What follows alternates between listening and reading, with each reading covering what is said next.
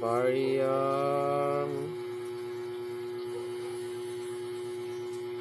5 piso. Yan, 5 pesos. Ang bagong lipunan, dito nakalagay September 21, 1972. Pangulong Ferdinand F. Marcos, 1975. Republika ng Pilipinas, yan. 5 piso. Ayan. Meron tayong 4.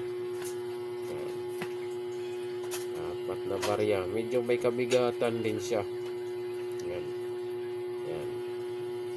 Yung iba naman, good condition. Pero ito, medyo okay. Tapos ito pa.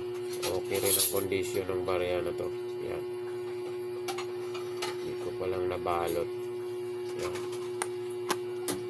5 piso. Marcos.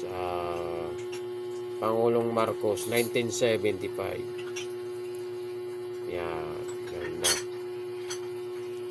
So, 4. Ayan. Meron tayong 4 na bariyang 5 pesos. Salamat po.